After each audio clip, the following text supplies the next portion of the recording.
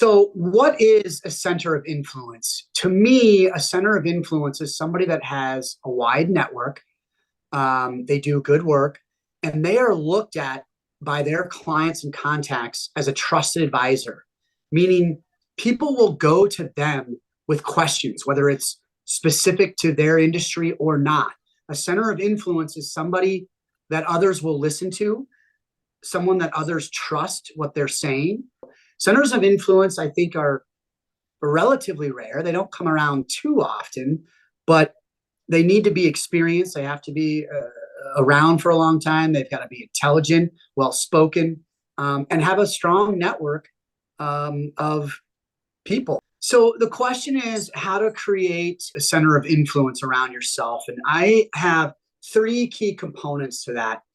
Number one, you got to find people that share similar values as you, because you don't want to be referring your clients to people that aren't going to treat your clients the same way you do, or have different, wildly different viewpoints as you do, regardless of what that might be. So number one, start with finding people that share similar values, have similar level of integrity as you do, and will essentially represent you well. Because when you are referring your clients to one of your centers of influence, it's going to reflect on you. You want it to reflect in a positive light, and obviously you don't want it to reflect in a negative light. So choose your people wisely.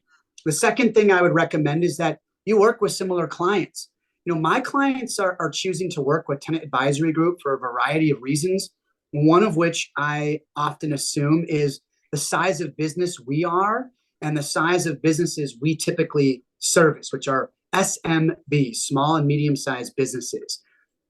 My client, if they're hiring me because they know we focus on SMBs, they don't want to work with someone that focuses on Fortune 500 or Fortune 1000 companies, because they're going to be a small fish. They're not going to be a very important client to them.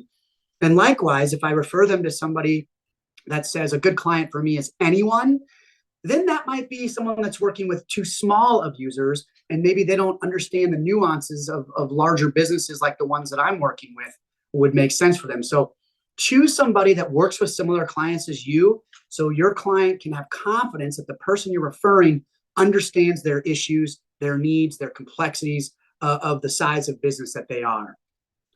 Lastly, the third thing to search for in finding your centers of influence that you can use to refer to your clients would be make sure that that person is a trusted advisor to their clients. I don't typically like referring just salespeople or anyone with a title vice president. I like to refer owners, CEOs, C-level executives to my clients, people that serve as trusted advisors to their clients, because that means they're going to give my client the time of day. They're going to learn their needs. They're going to learn their personality. They're going to be a better service provider because they're taking the time to understand both the personal and professional needs of my clients.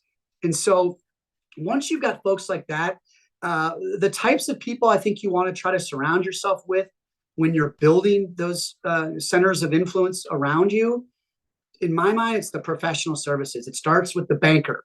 The bankers are the ones that control the money. They control the ability for clients to grow. And so bankers are very important. CPAs, they're counting the beans, right? They're understanding whether you're making money or not making money. They can make suggestions on how to tweak your operations and how to get more efficient to make more money. Accountants, incredibly important. Attorneys, no matter what it is we're doing in business, there is a legal component. Attorneys are great at minimizing risk. That's their job. That's what they do, is they minimize risk. The great attorneys will minimize risk while educating you on the pros and cons and the odds of something happening or not happening. Like a Mason Cole, that's a great example. When someone gives to him, he is constantly thinking, how can I give back? How can I provide an opportunity for that person? Insurance brokers are going to come into play. Wealth advisors are going to come into play. Business brokers that are helping buy and sell companies, like mergers and acquisitions. Those are important people to have in your network. But, it's really those first three things are the most important when finding people that you can surround yourself to use as support for your clients. I call it the difference between a growth mindset, looking to see beyond what it is that I do, how I can support someone with my service, to thinking about ways of which I can support my clients' growth and supporting the solution of problems within their business or challenges within their business. I love having those resources around me to be able to bring to the table with my clients to support their growth and make sure they have success. A fixed mindset is typically someone that has the blinders on. They do their work and that's it. They think if I introduce an outside variable like another resource and that doesn't go well, then that could upset my relationship. Yes, that is true. If you bring in a poor resource to your client and they don't do a good job, there is a chance that that could affect your relationship. But I also believe that when you bring in a good resource, someone that does a great job and supports your client, that does a lot to strengthen your relationship. And then you become that go-to resource for your client when they have a need of anything. Regardless, I can't tell you how many calls and emails I get from people asking if I have a resource in something other than what I do. I love those phone calls because that means I have become a trusted advisor where my network has become very well respected.